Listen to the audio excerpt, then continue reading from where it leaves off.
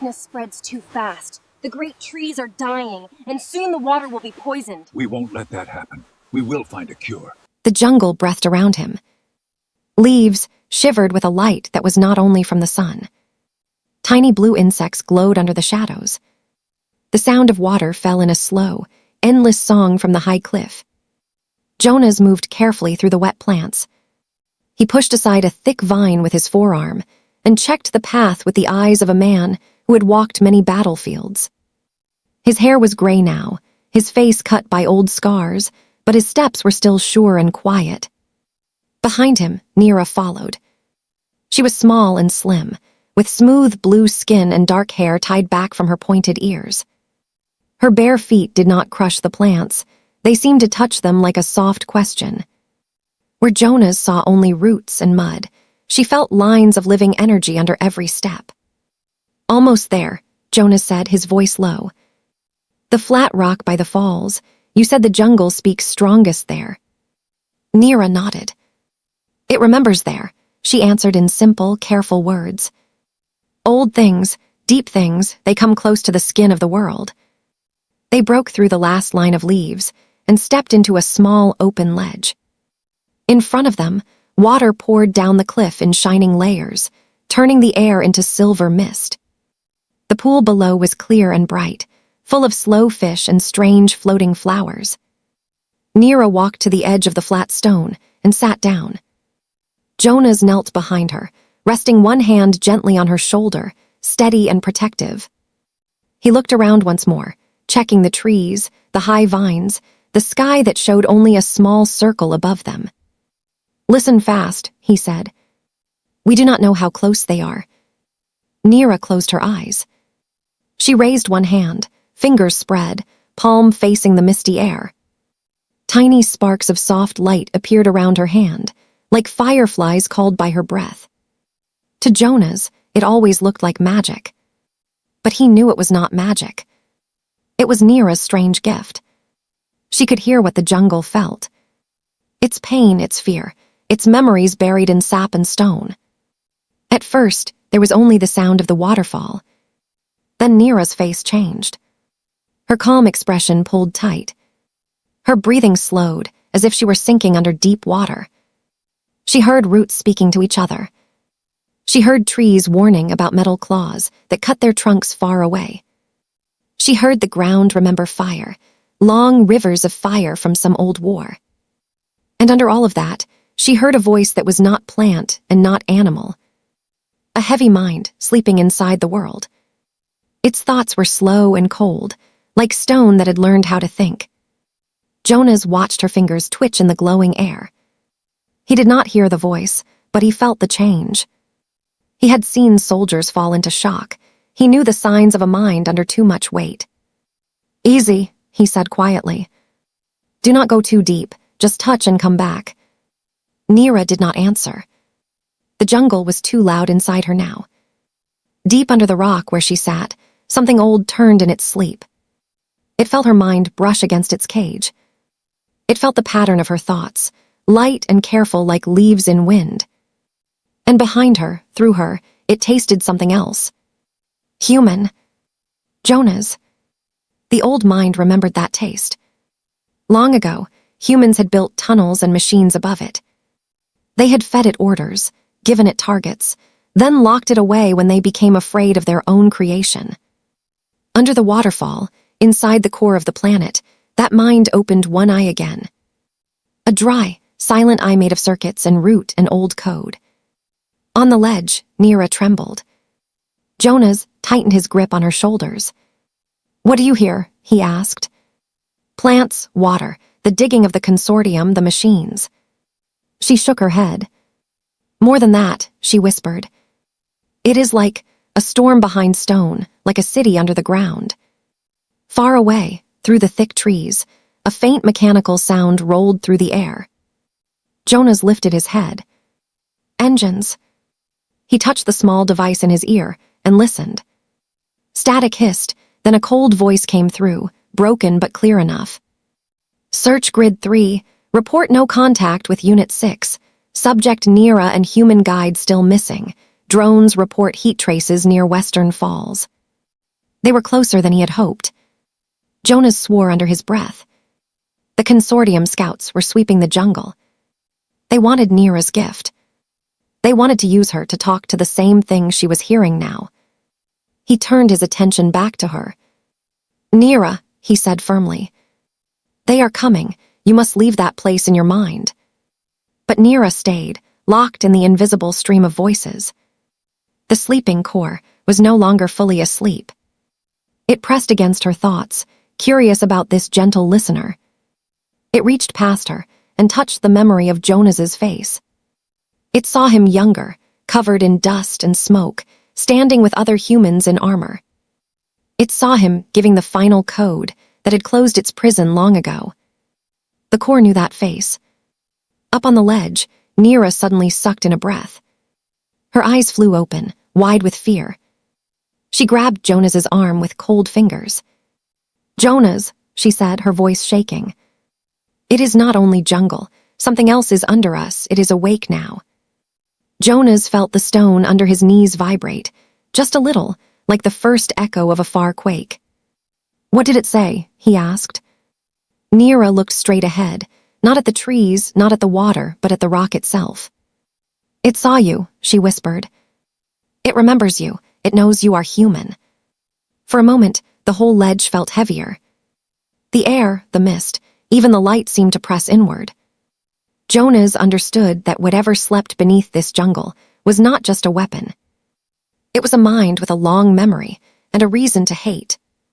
He looked over his shoulder at the thick wall of trees. Through the leaves he could see the faint glint of metal moving closer. Drones, armored shapes, the slow, careful walk of trained hunters. Above the canopy, a small ship drifted like a gray insect, its scanners reaching down. Trapped between the enemy above and the awakening thing below, Jonas made a decision. They could not keep running in straight lines. They had to go somewhere no one else wanted to go. Down. He squeezed Nira's shoulders once, steady and warm. "We are going to move," he said. "And we will need help from every root and stone on this world." She nodded, still pale, still shaking, but trusting him. The jungle wind moved around them like a slow breath. Jonas looked at the path they had used to come here. He looked at the quiet water falling behind Nira. And he wondered how many secrets this place had held under human feet, for how many years. Mist from the waterfall drifted over his face, cold and thin. Far through the trees, engines growled like distant thunder, coming closer every second. Nira tried to stand, but her legs shook. The echo of the buried mind still pressed at the edges of her thoughts. It felt as if a giant eye deep underground watched through her skin. Jonas slipped an arm under her shoulders and helped her up. "Breathe," he said quietly. "In and out, simple, we move when you can walk." The jungle around them shifted. Leaves turned, small creatures fell silent. The whole forest knew strangers were near. Nira closed her eyes and whispered a few soft words in her own language. The glow on her skin dimmed and settled. She nodded once. "I can walk," she said, her voice still thin. Jonas glanced toward the thick trees, where metal shapes glimmered between trunks. "We cannot go back the way we came," he said. "They will expect that. They have scanners, drones, heat eyes." Nira looked toward the waterfall. "The way down," she said slowly. "You think of it." Jonas gave a small, hard smile. "Water hides many paths," he answered. "And sometimes the only way out is deeper in." He led her toward the curtain of falling water. Up close, the roar was loud enough to swallow their voices. Spray covered their clothes, making them shine with droplets like tiny stars. Behind the fall, the rock face was not smooth. Jonas knew this from the war years. There was a narrow crack hidden under the heavy stream. A small opening that led to the old human bunker below. He pushed his hand into the water, feeling for the cold line of the crack. "There," he said. "Stay close, hold my belt, do not let go, the stone is sharp." Nira obeyed, fingers gripping the back of his belt. Together they stepped through the pounding water. For a moment it felt like the world ended, all sound and pressure and blind white. Then they were inside the crack. The roar of the falls became a muffled growl behind them. Dim green light from glowing moss showed the narrow path. Overhead, a drone drifted into view above the ledge they had just left. Its metal eyes scanned the empty rock, confusion rippling across its systems. It sent a signal to the ship. Heat traces lost. The crack in the stone was too thin to show clearly on its map. The jungle had hidden the entrance well. Jonas moved carefully, 1 foot at a time. The passage sloped downward, wet and slippery. At times Neera's toes slipped, and only his strong grip kept her from falling. "The ground under us," Neera whispered. "It feels awake now.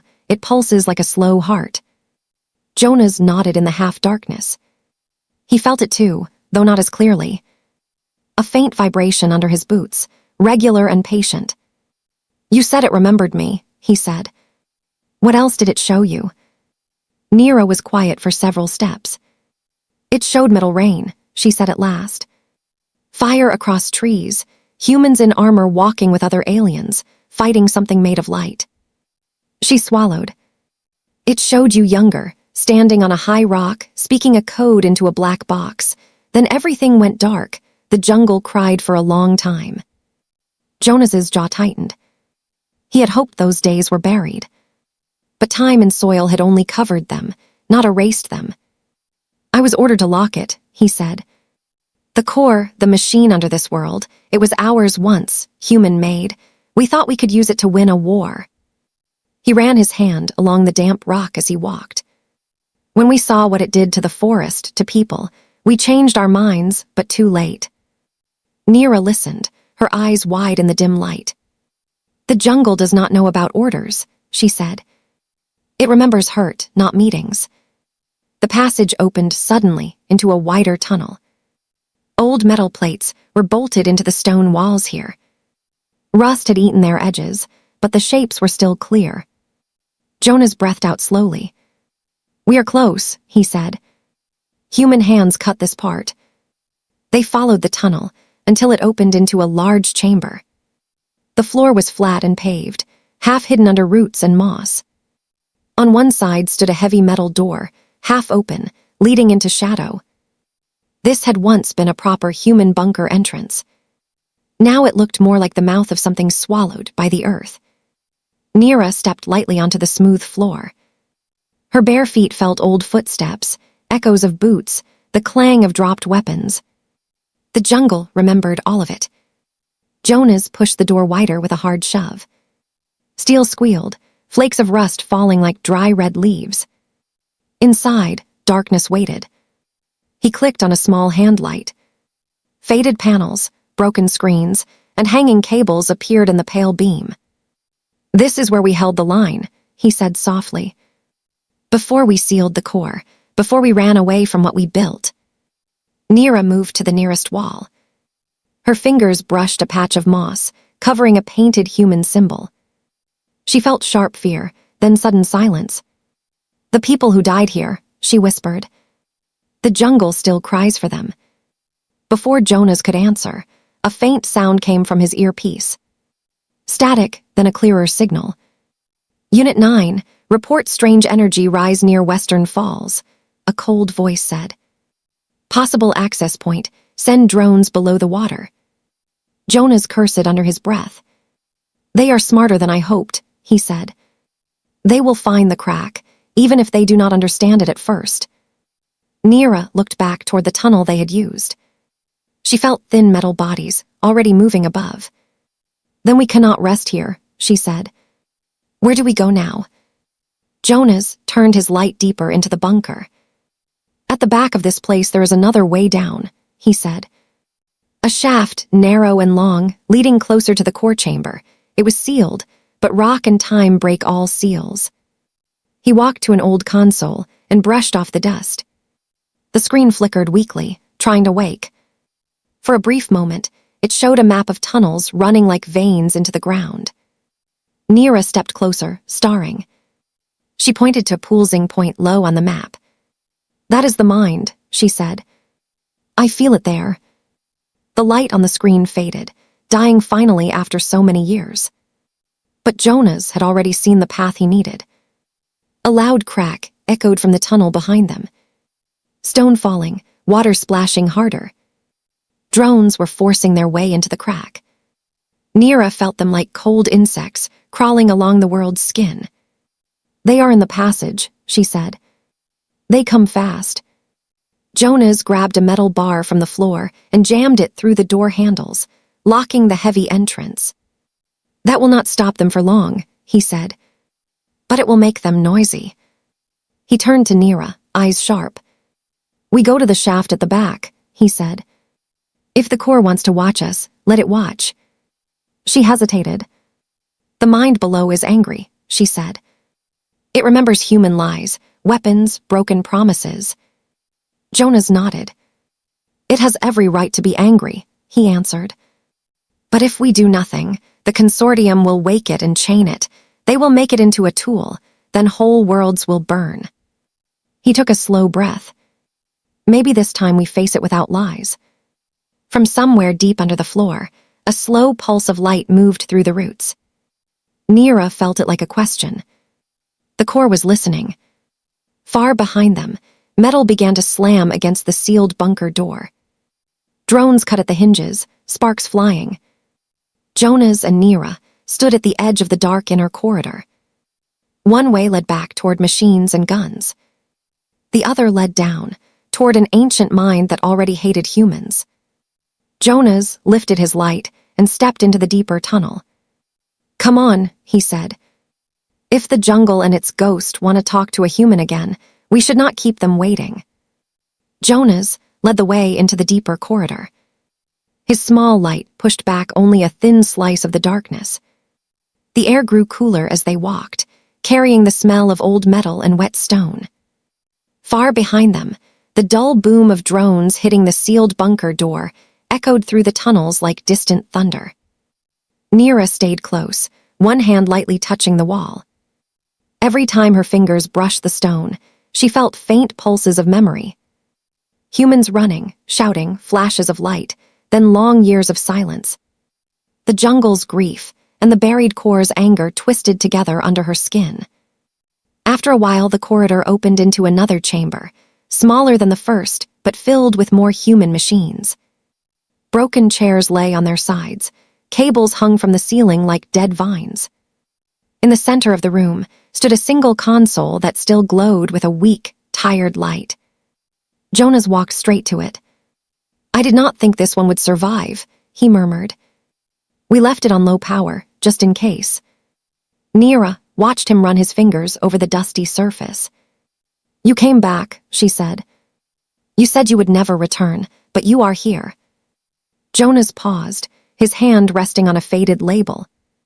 I told myself I would never come back, he answered. Life does not listen to what we tell ourselves. He pressed a few buttons, slow and careful.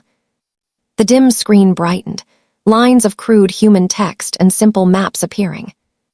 Static flickered along the edges, but the old machine still obeyed. The display showed a rough shape of the region, tunnels like veins beneath the jungle. Near the bottom of the map, a wide glowing knot pulsed softly.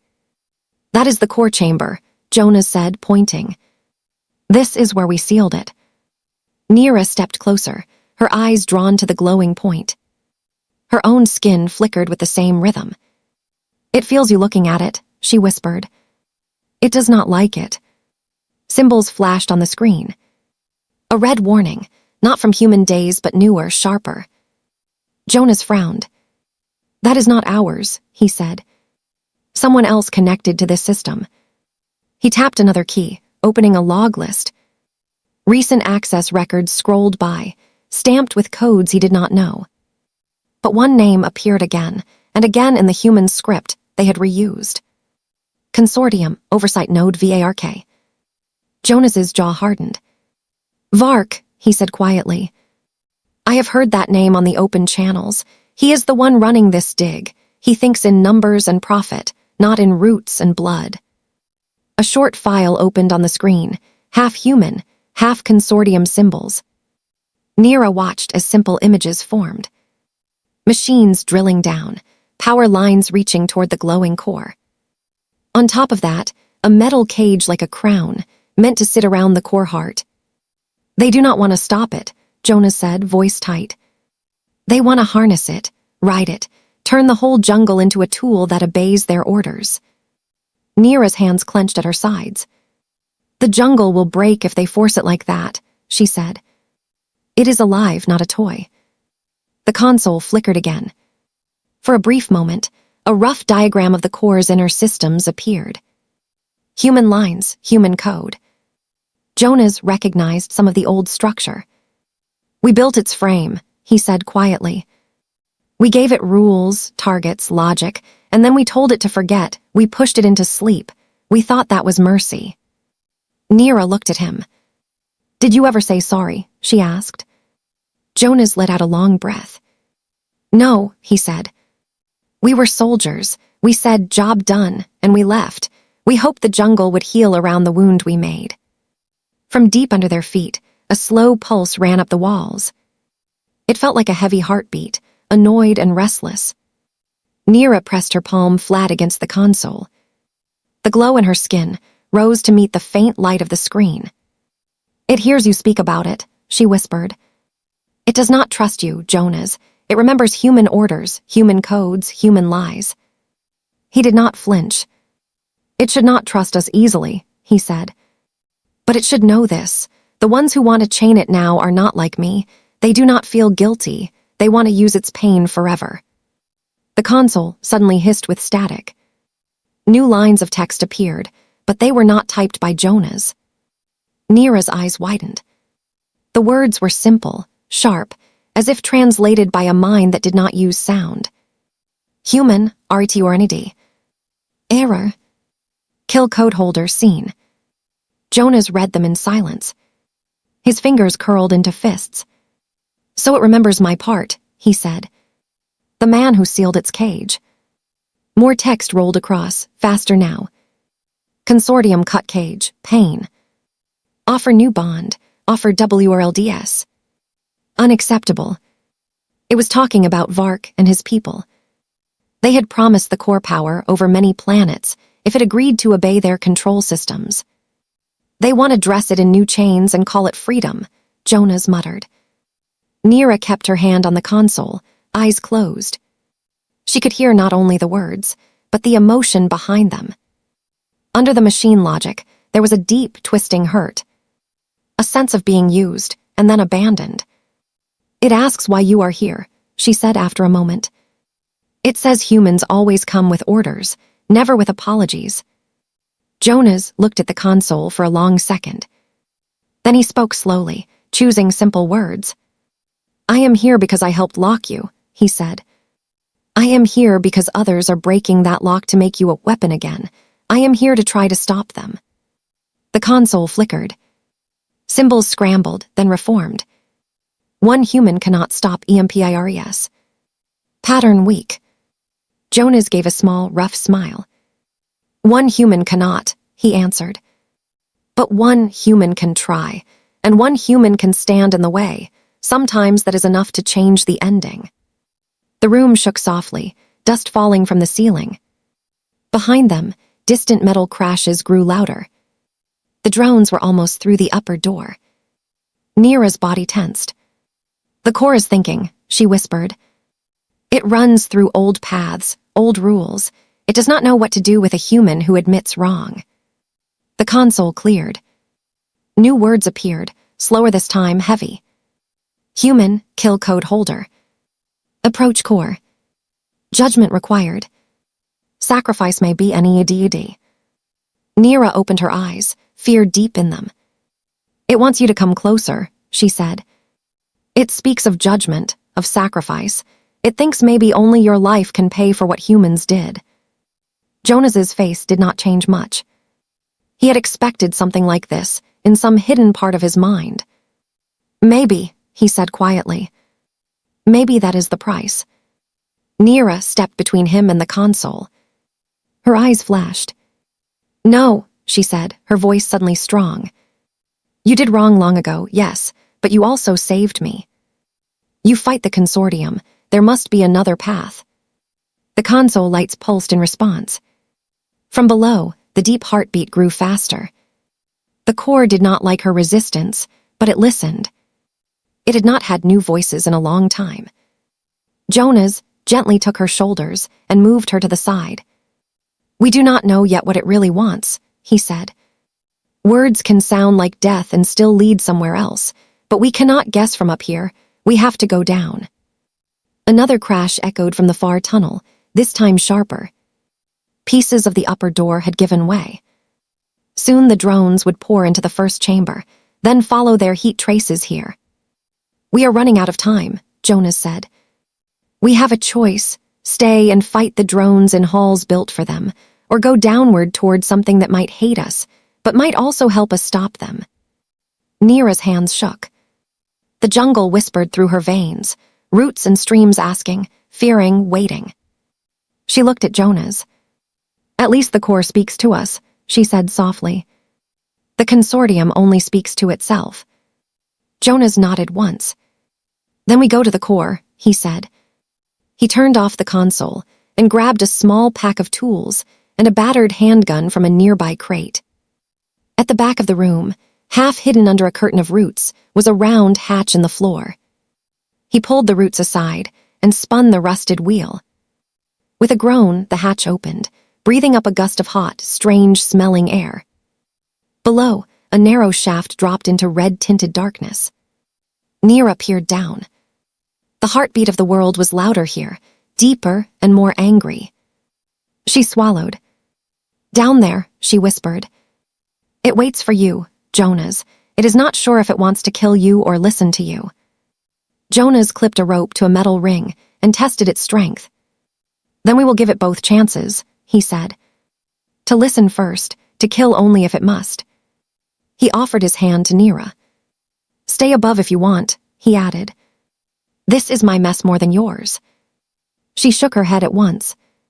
My gift brought us here, she said. The jungle chose me to hear it. If it judges you, I must hear the words.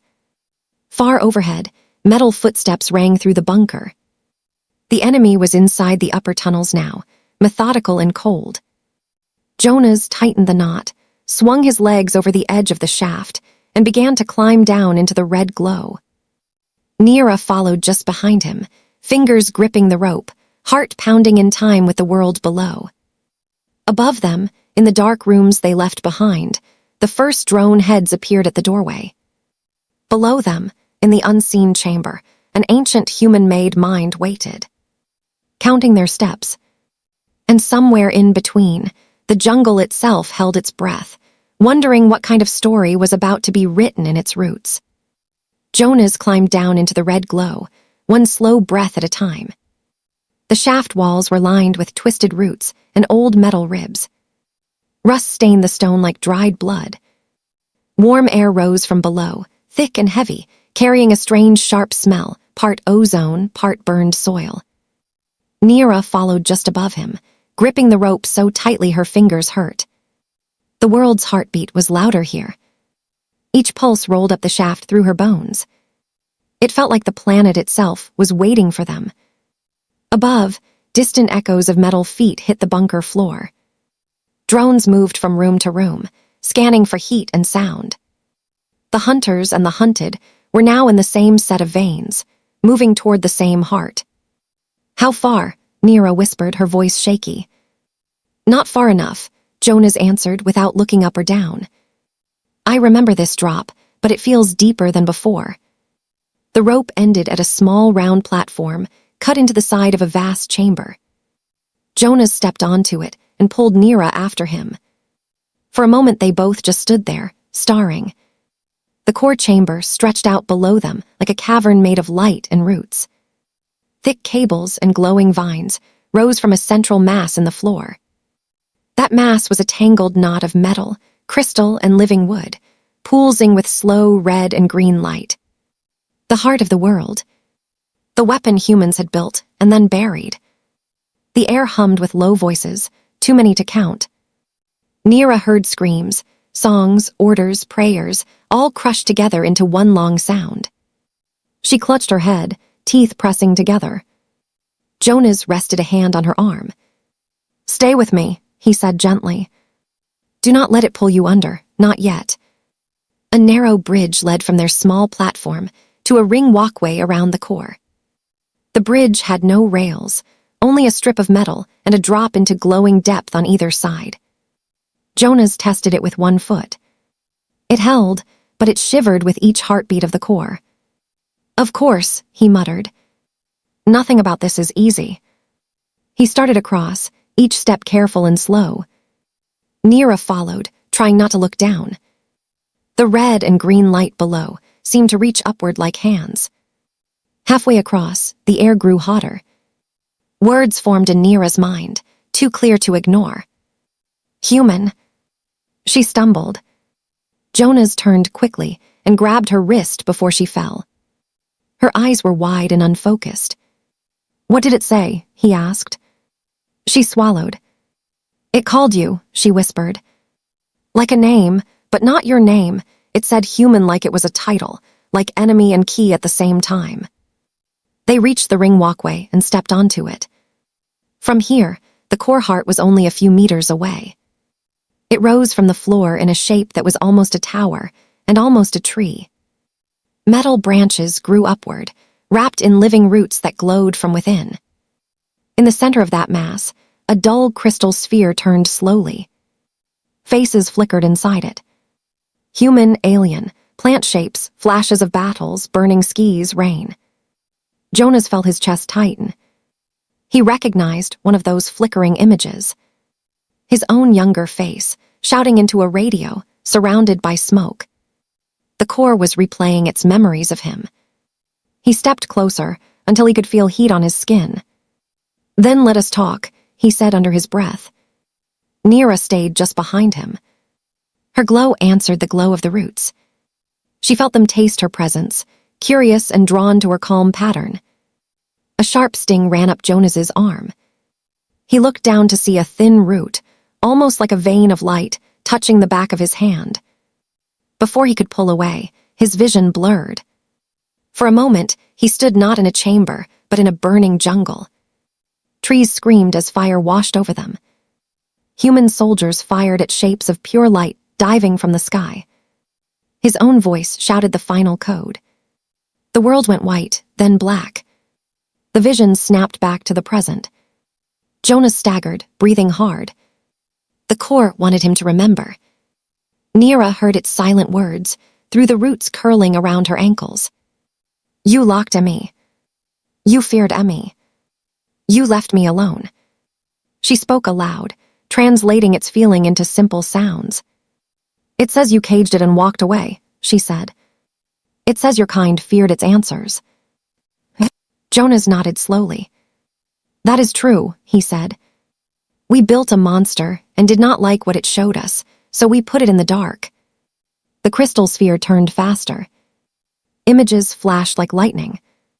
Humans ordering the core to burn enemy armies. The core burning forests, instead when targeting failed. Children running from fire, roots turning to ash. Nira flinched. "The jungle remembers that pain," she whispered. "It let you lock the core because it wanted silence, but silence turned into loneliness and hate." More words pressed into her mind. PATTRNS repeat. Consortium offer power. They ask me to bend. I will break. Jonas understood. If Vark and his people chain you, they will not hesitate to use you on other worlds, on other forests, on cities, he said. You know this. The sphere dimmed for a second. The new lines of thought formed, slower, heavy. Why return? What do you offer? You have only one life. The question sank into the hot air. Nira looked at Jonas, waiting. He could lie. He could promise things he knew he might never deliver. He could repeat the smooth words officers once used in war rooms. But he was tired of lies. I do not offer safety, he said quietly. I do not offer power. I do not speak for all humans, only for myself. He stepped even closer, until he could almost touch the crystal with his fingertips. I offer this, he went on,